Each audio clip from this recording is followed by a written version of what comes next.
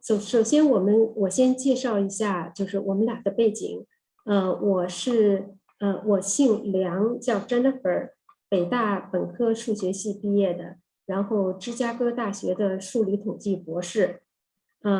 毕业以后在华尔街工作了多年。我因为本科学数学，所以对数学和数学教育都非常感兴趣。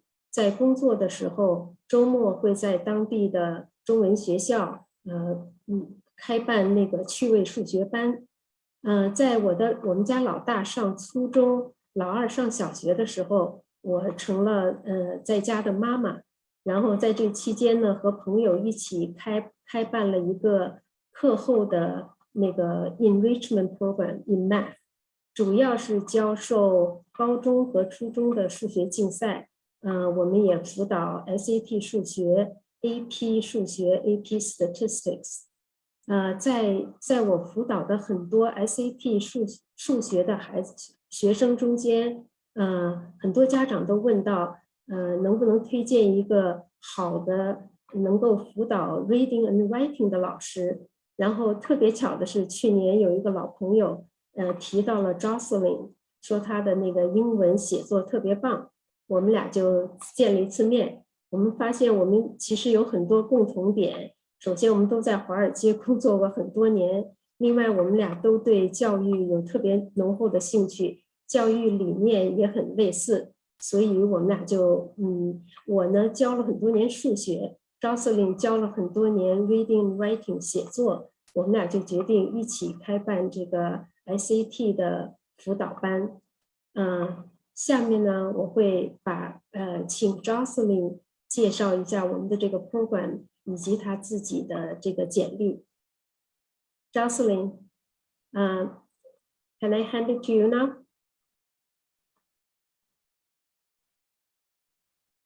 Sorry, Jocelyn, we can't hear you. I'm so sorry. Thank you so much, everybody, for coming to this webinar. And Jennifer and I are going to try to really give you a clear picture and a broad picture of what is going on with the SAT right now. But before we do that, I will just give you a little bit of background on myself. Jennifer, you already shared your background? Yes. Okay. So as you can see, I founded an education consulting firm called Cornerstone Prep, and one of the key components of this consulting firm is to help students succeed on standardized tests. And we're going to talk a little bit later about how very, very important standardized tests still are, despite what people may think, because we all have been reading for the past several years about the many, many test optional schools in this country. Most of them are test optional right now. There are only a handful that still require, as we speak, that still require the SAT or the ACT. So we feel it's very, very important to prepare for these tests and to take them and to keep them as an option. I've had several years of experience writing and editing, not only for students, but also for professionals in various industries. And I have also worked on Wall Street as an equity research analyst. I covered the metals and mining industry and have a lot of experience in that area. I received my bachelor's degree in English from Smith College and master's in business administration and finance and marketing from Columbia University. So Jennifer and I both are mothers. We both have 2 children. 3 of the 4 children have taken the SAT and have done very, very well on the SAT. We know what is involved. We know the kind of commitment that's involved. We're not just sort of looking at this as third parties. We have been there, and we know the stress that can result from having to take this test and from feeling a certain pressure to perform. So we're very familiar with this. We also strive as SAT tutors to be efficient. Our own children have been very heavily involved in extracurriculars, and we know that students really do not have a lot of spare time in their junior years, which is when most of them are taking the SAT, starting as soon as August of their junior year. So we're very, very focused on assignments that provide a big bang for the buck, so to speak, that are filled with, that are very, very useful, and we don't have too much extra material that isn't really going to be helpful to students. We are both patient people, and we do not judge or put people in a box. We teach a range of students, from those who are weak in both areas to those who are very strong in both the reading and writing and the math portions of the test. So we do not have any airs about us, any preconceived notions about how well people should do. Our real aim is for each student to reach his or her full potential. And that's very, very important to us. No labeling, no putting students in a box. We do communicate. We are friends, we are partners, and we talk to one another, and we do share information about the students. So if one of us finds that a student is slipping in some area, one of us will tell the other, so that we can communicate with parents if needed. Generally, this is not necessary, but it's really helpful to have 4 eyes on a student as opposed to just a pair of eyes. So we like working as a team, and we like sharing what we're learning about each student and his or her progress. We have a 3-pronged approach. The first being our technical approach, which I cannot say is the most important. I think that each of these is equally important, and I've already touched on some of this. But the technical side of the SAT, as you can well imagine, is critical. It's not simply a matter of taking test after test after test. You must know the material. Both Jennifer and I teach the material. We don't just test. In the reading and writing portion, we teach the grammar. We go over each area of the writing and language portion of the test. We also cover theme, tone, style in the reading portion of the test. Jennifer covers from A to Z, every element of the math test. Nothing is left out. So that when a student is ready to take the practice tests, and we do offer, in our group lessons, we do offer 2 free mock tests. When the student is ready to take those mock tests, the student is prepared as much as the student can be. We also focus very heavily on strategy. This is a timed test. You will see in some later slides that there is not that much time per question. It is very important that students learn to pace themselves and not to rush, but at the same time, not to linger. The student who finishes a test and says, I had 9 minutes left, is going too quickly.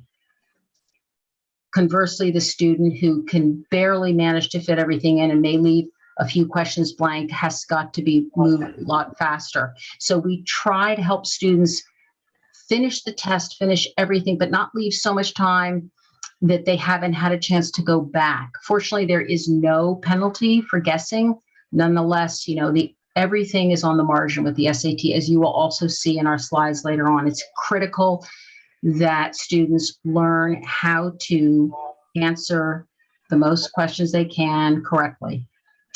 As I mentioned, we have 2 mock practice tests, but we also assign tests for homework. We do have homework after every group lesson. That's critical to leave the students with an assignment that they need to prepare for the next lesson.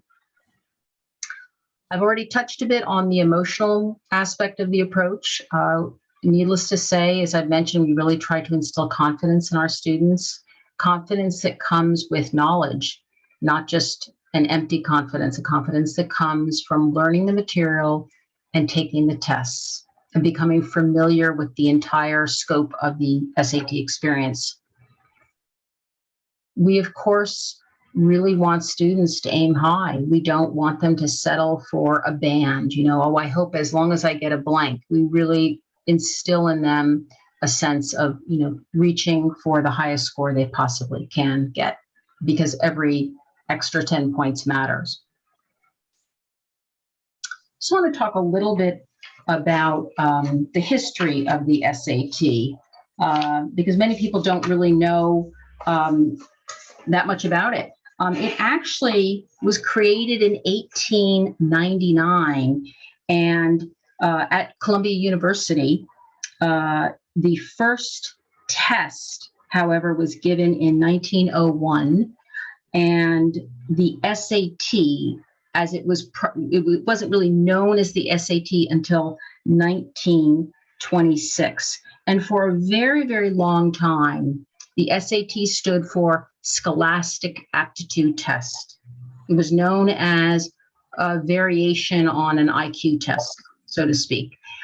But by 1993, that name changed to Scholastic Assessment Test, as the College Board grew to recognize the growing test prep industry and recognized and acknowledged that with preparation, students can indeed improve their score. Later, I don't know the exact year where the SAT became known as simply the SAT. It's just, that's it. It doesn't have any more meaning to it than the SAT. But now that you know the background, you know a little bit about how it got to be SAT. There have been some changes in recent years. Before 2016, and you may know people whose children who took the test before 2016, the scale was 2,400. So there was the essay, the reading and writing portion, the math portion, and the essay, each 800. So a perfect score was a 2,400. After 2016, the test reverted back to where it had been before, which was just two scores, 800 and 800. And for a perfect score of 1,600. And there has really been an increasing trend towards relevance. And that's why the test was changed in 2016. The essay actually wasn't dropped until recently, but there were many changes with regard to content related to vocabulary and also to the selection of essays in the reading portion. I think there was less change in the math portion. And I mention this because you're here in part because you want to know about the changing SAT. And so we're going to talk a little bit later in the presentation again about relevance and why it is that the SAT is going to change once again. A big, big change, even bigger than the change that occurred in 2016. Let's go to... I want to talk a little bit about the SAT and why it matters. There's an obvious reason for this. As I was mentioning earlier, most schools are test optional. Most colleges, as we speak right now, are test optional. And that is a trend that certainly was sort of encouraged by COVID. Because of all the complications that the pandemic introduced, but it was a trend that started before COVID as complaints about various things led to schools saying, look, we're just going to drop this, we're just going to make it optional. Many of these test optional policies, however, were put in place during COVID and they were temporary, which means they are going to expire. And I'm going to, I'll talk about that a little bit going forward. But I wanted to just say why the test SAT matters. I think one of the most important things is that there are very few objective metrics that are still available to college admissions committees. Just picture yourself on a college admission committee, and you have a student's grades, and you have a student's extracurricular activities, and you may have you have a letter of recommendation, letters of recommendation, plural. But you don't have many aspects of the SAT that used to exist. For example, you no longer have the SAT subject test.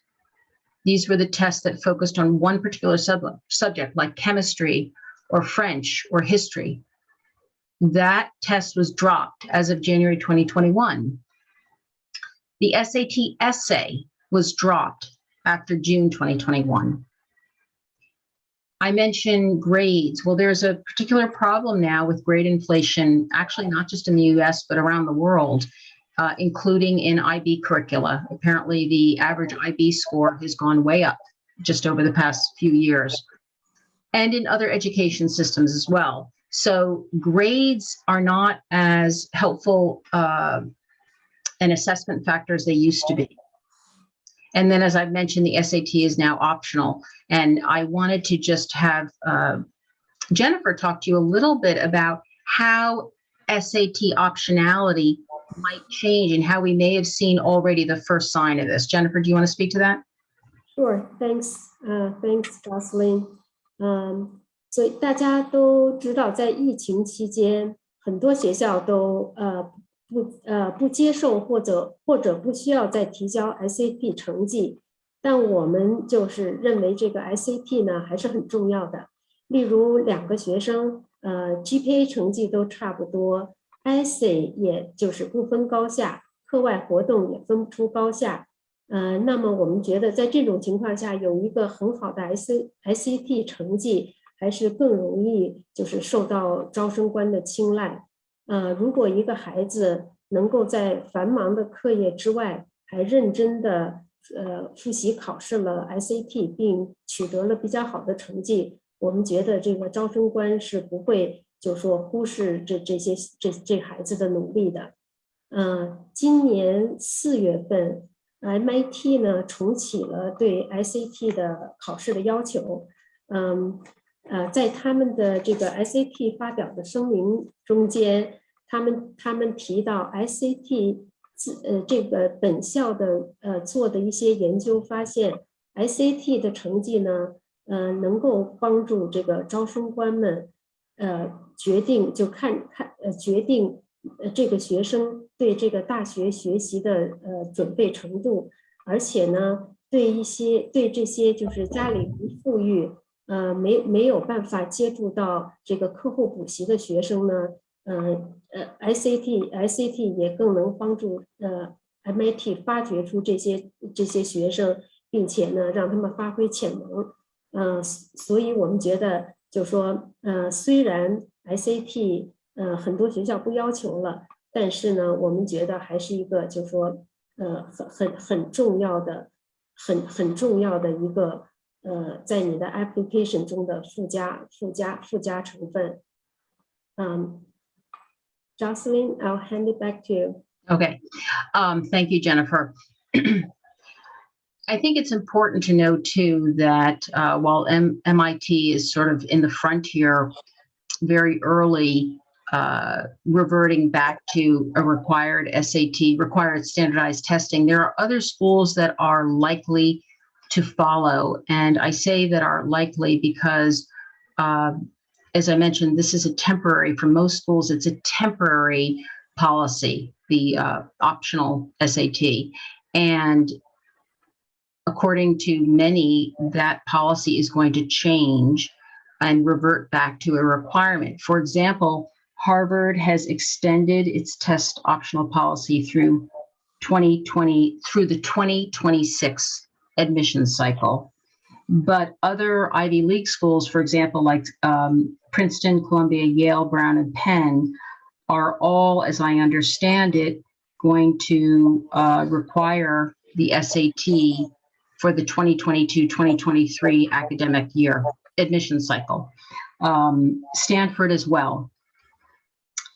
And then, just so you all know, there are schools that seem to be permanently test blind now that will never actually require the SAT or the ACT or any other standardized test. And those are schools like the University of California, all campuses, and Caltech, but they are in the minority.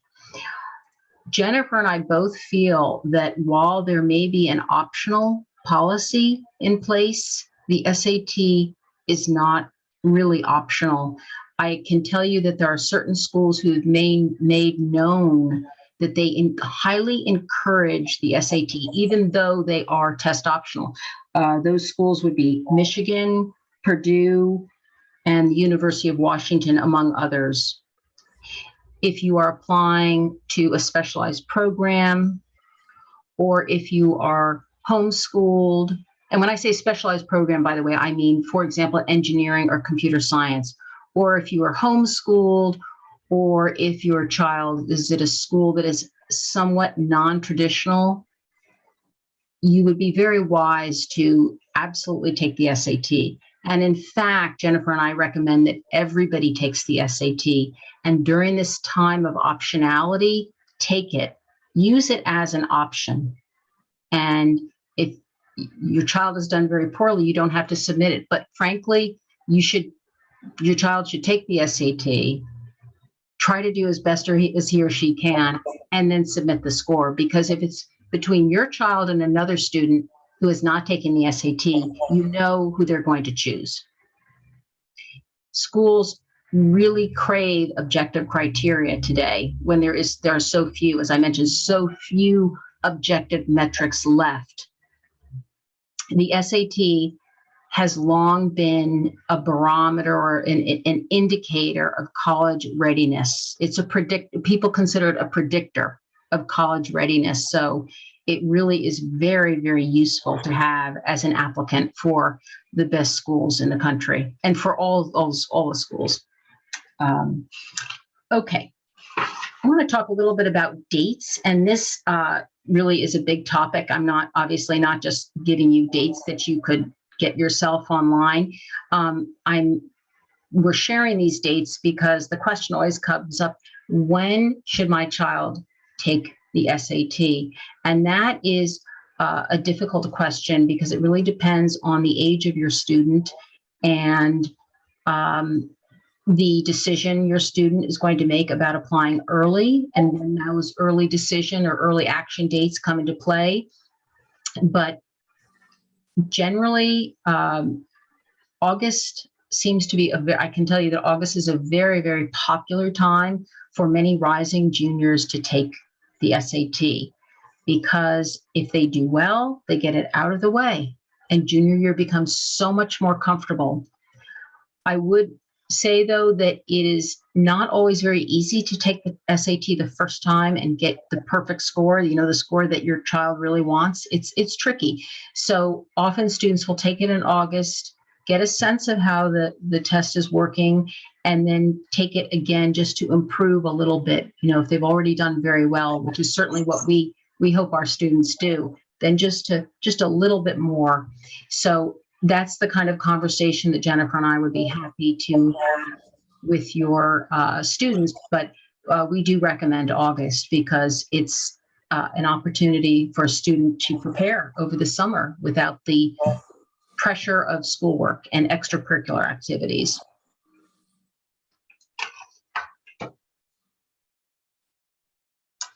I'm going to talk a little bit about the SAT reading and writing and language sections, which is what I tutor. It's very, very important for students to have a good grasp of the anatomy of the entire SAT. For reading and writing and language, you have 5 passages in the reading section and 4 passages in the writing section for a total of an hour and 40 minutes, 96 questions. What I really want you to focus on is the column to the right, minutes per passage and minutes per question. So you can see that a student has about 13 minutes per passage. Sounds like a long time, but when you consider that each passage has 10 or 11 questions, and that each question a student has only about a minute and a quarter to answer, you can see that pacing is really, really important. Similarly, with the writing and language section, with 4 passages, you have a mere 8 3/4 minutes per passage and under a minute for each question. So I think you can see from the numbers that timing is key, strategy is key. Want to just break down a little bit of the reading section for you. This section tests comprehension, a student's ability to infer, make inferences, and to synthesize data.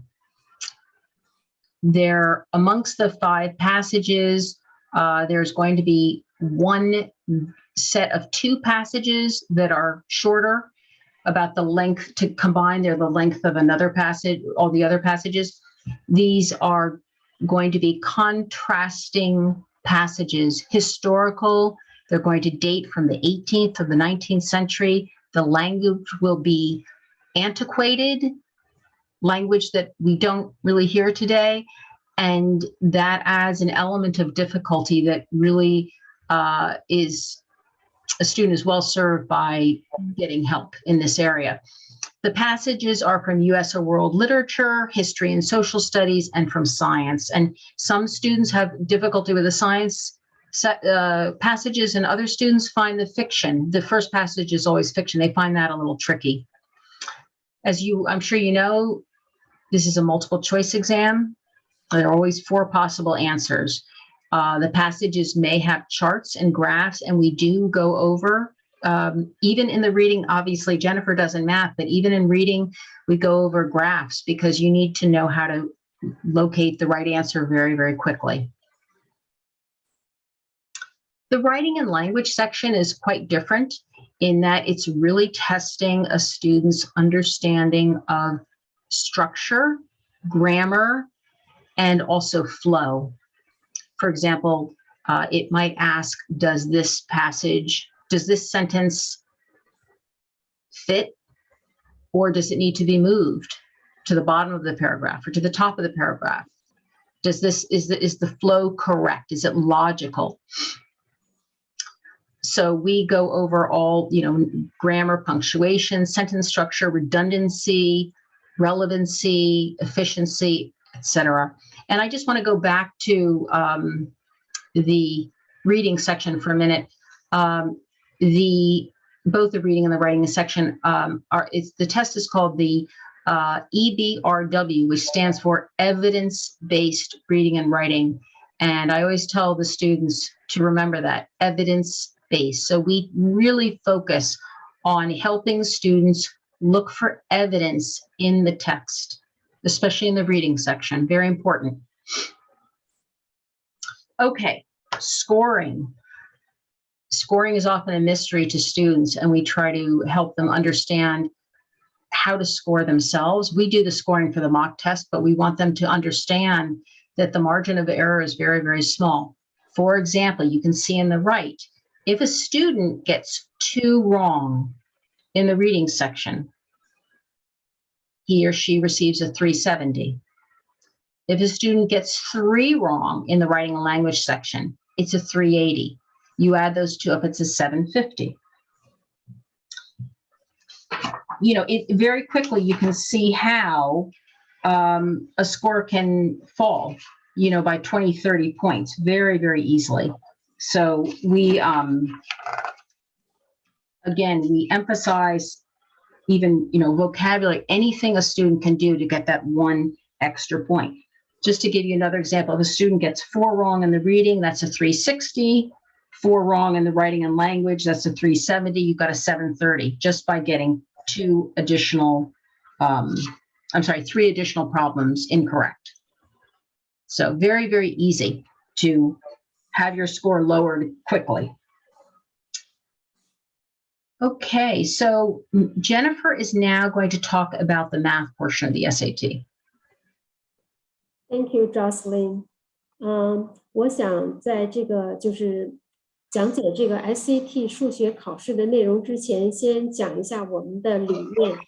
我和 Jocelyn 都有上过高中，考过标化考试，申请过大学的孩子，所以我们就非常了解这些高中生们在繁重的课业之外，还要准备标化考试的辛苦。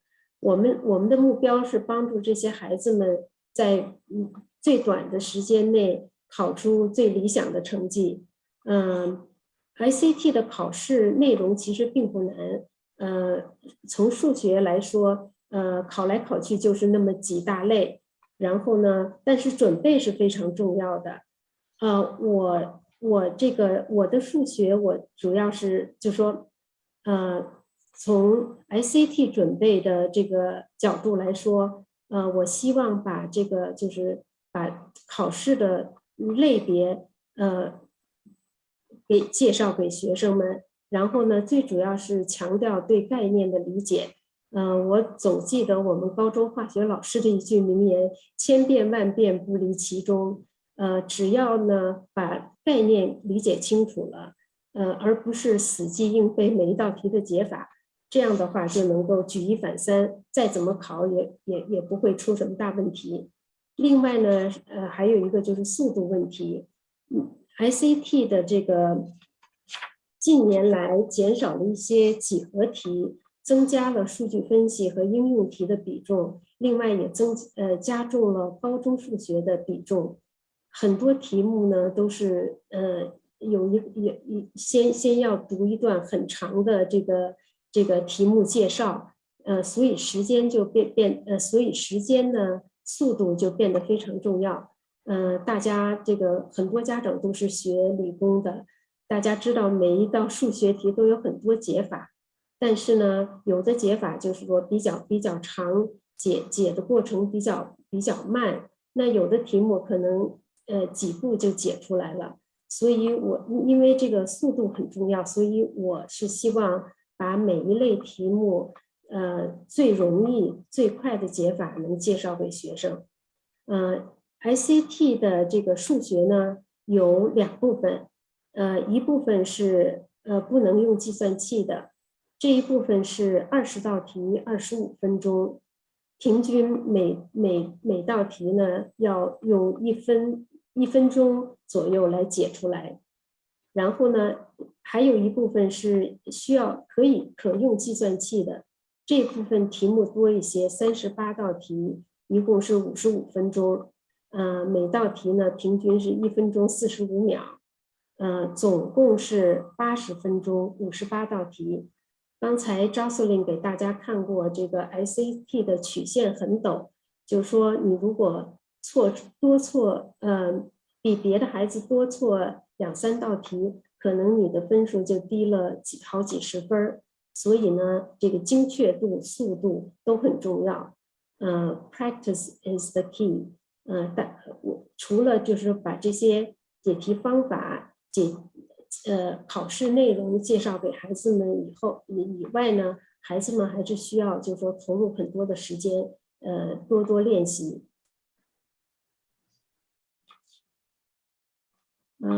Jocelyn, I'm handing it back to you. Wait, you want to speak to this at all? Sure. I think I already introduced it. Yeah. Okay. All right. So this is why you're here. The SAT is changing. The announcement was made in January of this year, and I think surprised everybody. So I wanted to just go over the basics, and then I'm going to get into greater detail. But before I go any further, I just want to make sure everybody knows that these changes will not go into effect until 2023 for international students. And when I say for international students, I mean students who are taking the test in another country. In other words, if you're French and you're taking the test in New York City, well, you're not going to have to take this new SAT until 2024. So 2023 for everyone outside the US, 2024 for everybody in the US. So the big, well, these are all big changes that we have here in the table. It's a huge change to have a computer test as opposed to a paper test. This means that proctors don't have to collect any papers. It also means that students cannot make notes in their test booklets, that their eyes will be going back and forth between the computer screen and their scratch pad that they're given or the scrap paper they're given. The second big change is the test is going to be shorter, 2 hours long instead of 3 hours long. I cannot tell you yet how that breaks out because we have not yet seen any tests. This is all still very, very new. People are still digesting this information, but we do know that it will be an hour shorter. Because of the digitization of this test, scores will be available very quickly. Instead of it taking, usually it would take about a month, it's now just going to take a few days. Don't know exactly how many days, but it could be under a week. Another big change is that graphing calculators will now be allowed throughout the test. Before, they were not allowed in section 3 of the math test. So this all looks pretty straightforward, but actually there's a lot more to it. And I want to talk a little bit about something that I did not put in this slide, which is that this is an adaptive test. This new test is something called an adaptive test, or adaptive format, which means that the test forms an opinion of your student's skill level based on early answers to the questions. So if your student makes mistakes early on, the test will adapt and make the questions easier. The harder the test, the higher the score. So this presents a real challenge for students who may not get off to a strong start. The ramifications of this, again, are being discussed, analyzed. We are all a bit in the dark because, as I said, no sample tests have been distributed yet by the College Board, and I don't think we'll get them for a while. But students who intend to take the SAT, this new SAT, need to keep that in mind, that they need to prepare well and to get a very strong start, or else the questions will be made easier. And as of now, I can't really see a way that those questions can then become harder, but maybe there is a way. But the thought is it's a little tricky. Once the opinion of the test has formed, and once it is deemed that the questions have to be made easier, I don't know if they can get harder. Now, I do want to stop right now and just mention that if you're in the audience listening to this and your child is older than in 9th grade, this is irrelevant for you. If you have a 10th grader, your 10th grader will not be able to take this new test. Same with your 11th grader. But if you have a 9th grader, yes, he or she has an option of taking this test. Absolutely. Because your 9th grader will be a rising sophomore 2022, 23, a junior in 23, 24. So could take the test in the spring of his or her junior year, which would be 2024. So if you have a student that tends to, well, there are many different factors that come into play, but somebody who is prone to, getting off to a good start, that student might want to take the test in the spring of 2024.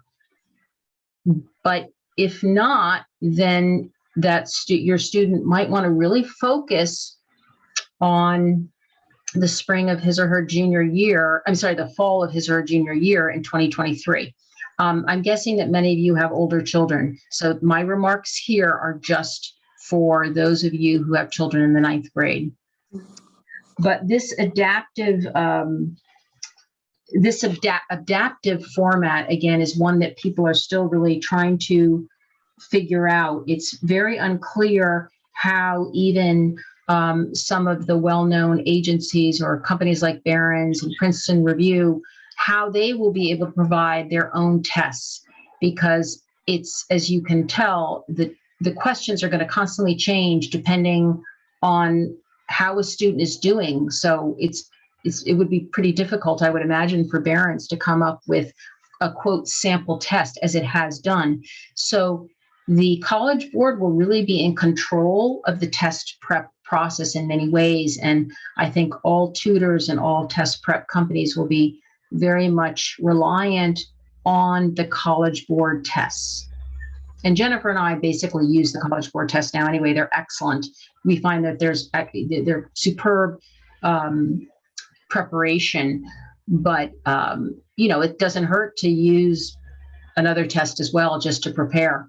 But that's probably going to be less possible.